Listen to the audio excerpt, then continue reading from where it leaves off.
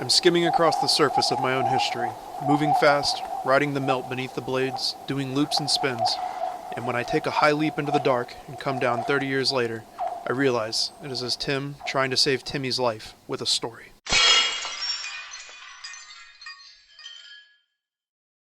Oral history is a vehicle that can save the lives of the past. By conducting an oral history, a historian chooses which stories survive, and by neglecting it, which stories perish. My personal experience with oral history actually began with a totally different medium, that of film. More specifically, it began with this film, Stanley Kubrick's Vietnam War movie Full Metal Jacket. And one specific scene made me want to learn more. In this scene, the protagonist Joker is attempting to dispatch an enemy sniper, and it has an unusual reveal.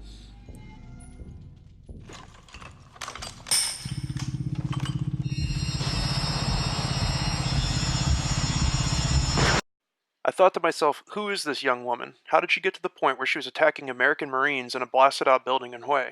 Luckily for me, historical scholars were ready for my questions. Sandra Taylor engages in oral history to tell a rich story in Vietnamese women at war.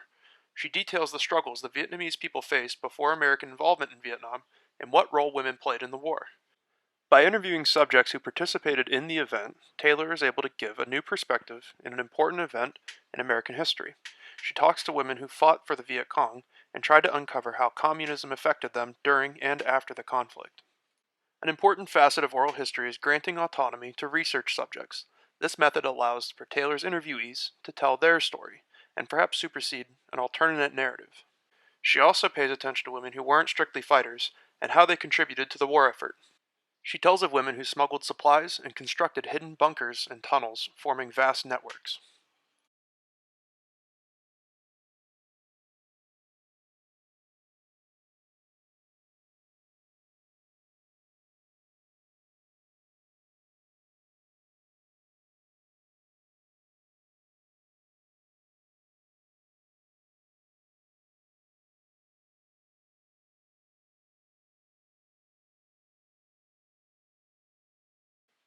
Oral history has allowed Sandra Taylor to preserve the stories of women who Western audiences would likely have never heard from. But alone she is telling only a small, isolated piece of a greater narrative. If we think of women in combat as a research subject, we can identify Taylor as only one piece of a larger picture. Svetlana Alexievich is not a historian, but rather a journalist. However, this doesn't mean she can't contribute by conducting an oral history. In fact, I would argue that anyone can train themselves to learn how to conduct an oral interview, and preserving that interview leaves a source for historians to use in years to come. Alexievich, as a journalist, perhaps is even better suited for conducting interviews, but it is important for a historian to remember that her objective is different than what a historian's would be.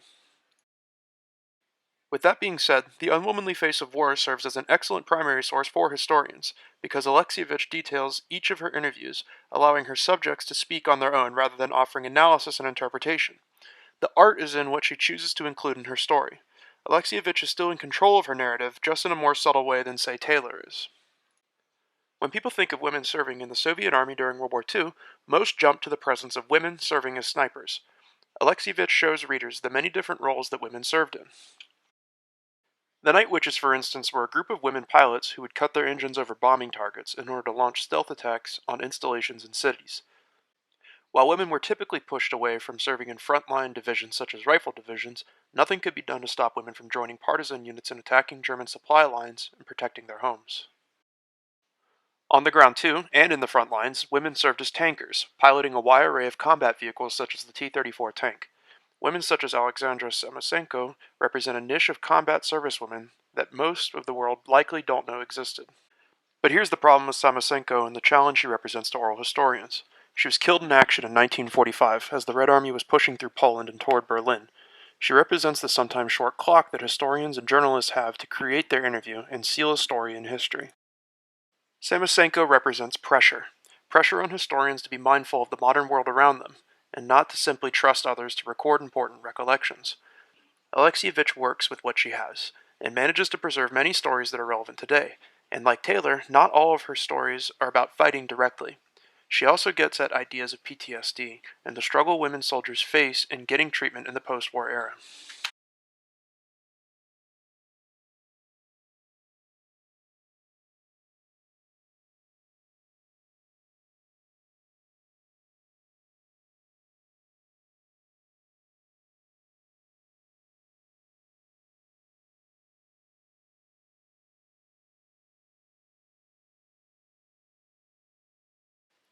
And work like Alexievich's doesn't just sit, it can inspire. We have a generation now where Soviet women under arms are becoming increasingly visible.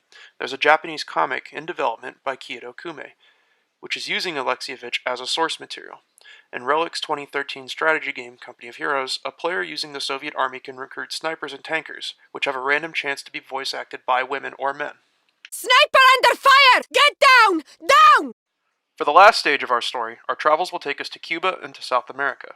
Here, Karen Campworth documents the trials and tribulations of women who fought in revolutionary armies during times of strife.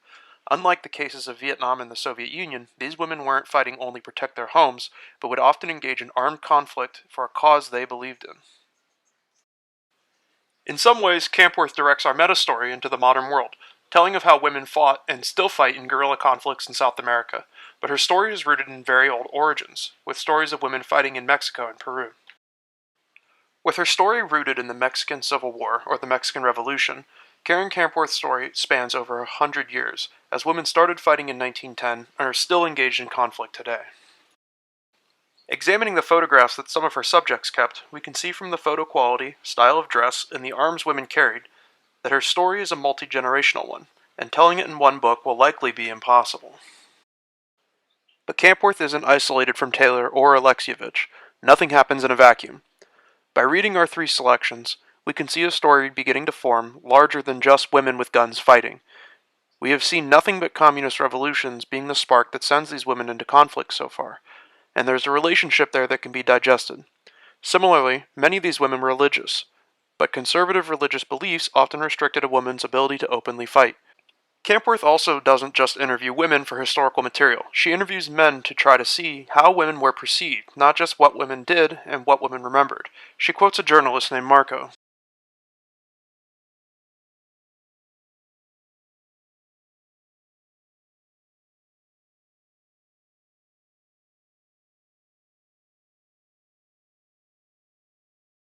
There are many conversations that a historian can unveil using just these three books.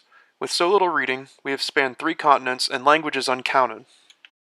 It's clear that oral history can lift a lot of weight. Adding your own contribution is intimidating, but it is rewarding.